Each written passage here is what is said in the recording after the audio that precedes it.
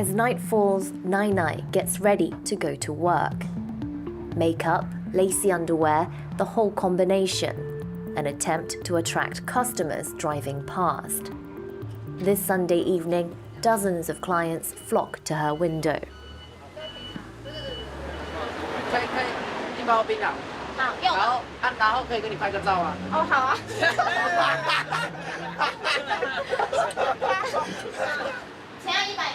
Nai is a betel nut beauty. That's the nickname for women who sell the product on the streets of Taiwan. This is betel nut. It's a fruit, and it's part of Taiwanese culture. I don't take any myself, but customers say it warms them and wakes them up. Every shop has its own recipe.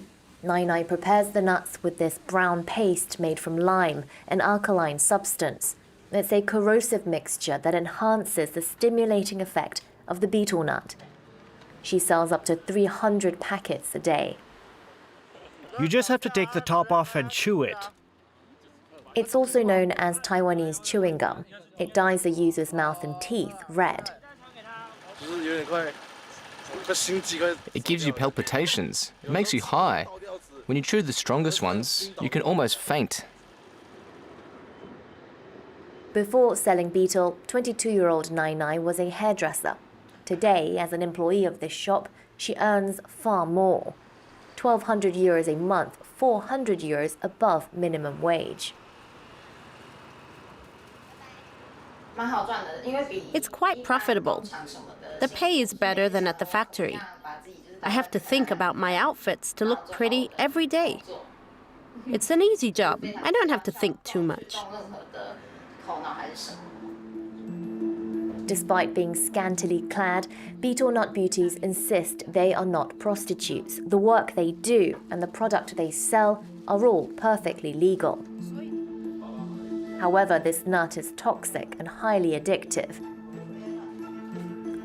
Whether it's fresh, cooked, or dried, betel nut is the fourth most widely consumed drug in the world. It's especially common in Asia. The Taiwanese roll it up in a leaf and chew it, despite the consequences on their health. Lin Qianxi started taking betel when he was 14 years old. He's now 73.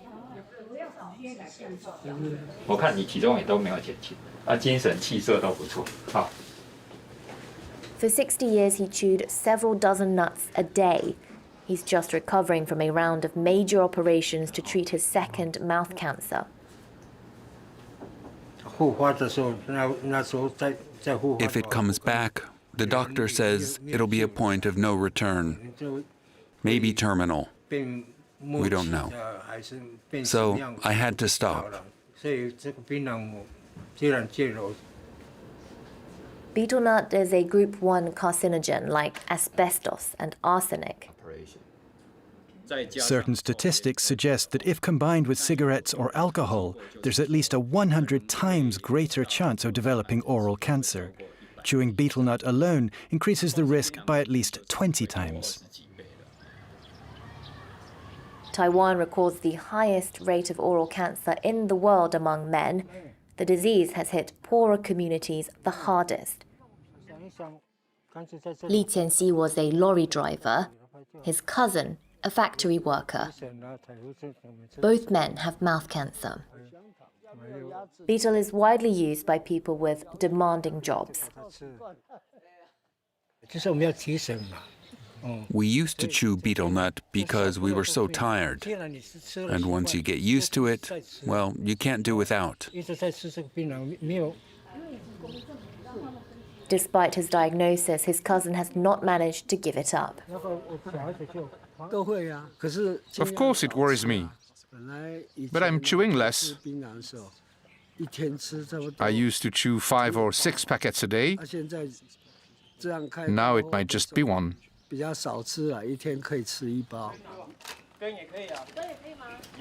This region, Taitung, has the highest number of betel nut consumers in Taiwan. 17% of men here are regular users. Many of the island's indigenous population also live here. Lin belongs to the Rukai tribe. For him, betel nut is sacred.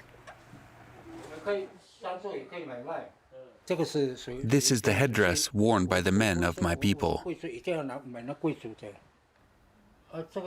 Betel nuts are essential to their rituals, such as weddings. And even though it almost killed him, Lin always has some in his freezer.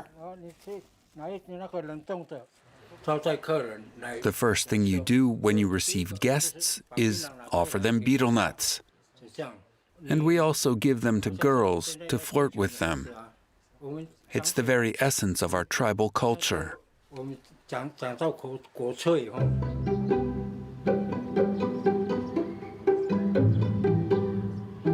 There are 40,000 hectares of betel plantations on this island, an island the size of Belgium.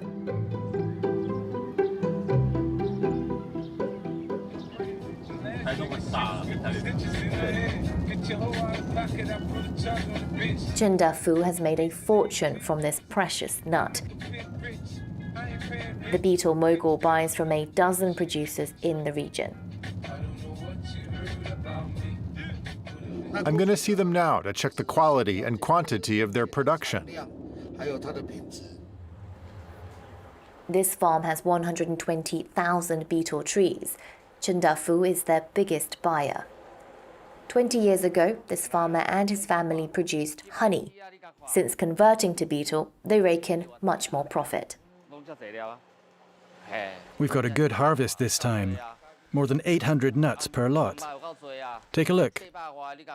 1, 2, 3, they're everywhere. Betel trees require little maintenance and can produce several harvests from October to April. The producer can earn 10 cents of a euro per nut, which he says is a very good deal. It doesn't cost much to grow betel nuts in Taiwan. It's very profitable. It yields more than other fruits and vegetables. Chen Dafu selects the best fruit and sells them in 20 shops. His franchise bears his name, Dafu, or Great Wealth. This is my shop's logo. His business is carved on his skin. I've tattooed it on my hand. It's to show my determination. Each of these shops can bring in 1,500 euros a day. With a 50% margin, these little nuts have made him very successful. We can make a lot of profit because the market is huge. It's why betel is known as green gold. Some people think it's an industry run by the mafia, by bad people. But in reality, that sort of people only represent a small number of individuals.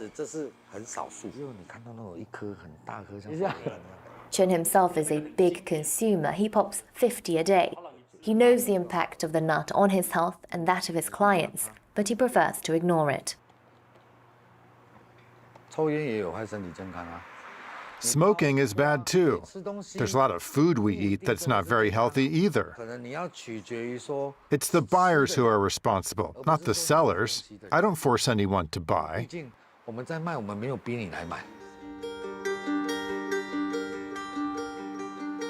Unlike other addictive substances such as tobacco or alcohol, there are no specific laws in Taiwan regulating betel nuts.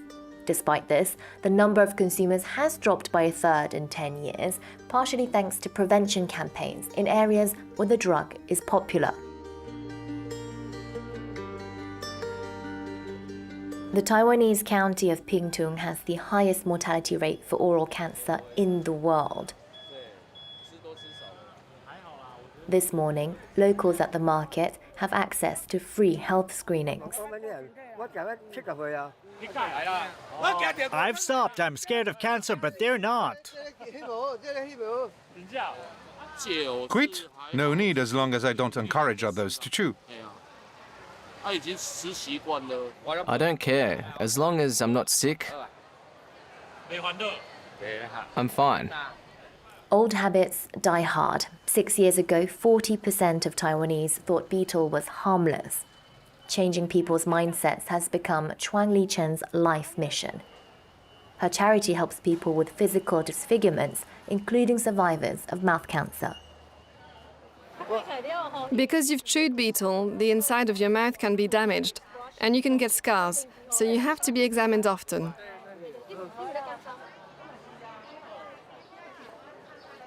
Within a few hours, the doctor has spotted 3 abnormalities, such as white spots in this patient's mouth. Chuang and this cancer survivor urged the man to get treatment.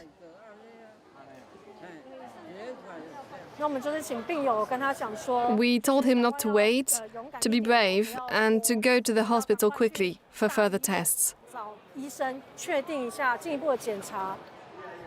Chuang's advocacy group rejects state subsidies because they accuse the government of being too lenient on the issue. For 17 years, she's been trying to alert politicians of the dangers of the substance. Most have ignored her calls. Today, though, she has obtained a rare meeting in Parliament with a lawmaker. Oral cancer is in the top 6 of common cancers. It's in the top 4 for men.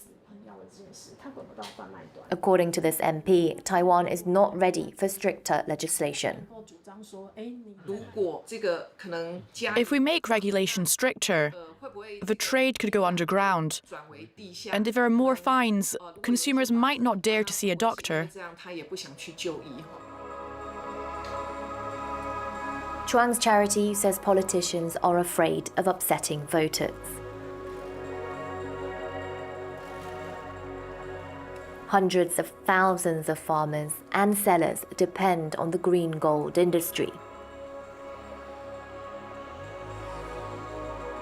96,000 tons of betel nuts are produced in Taiwan each year.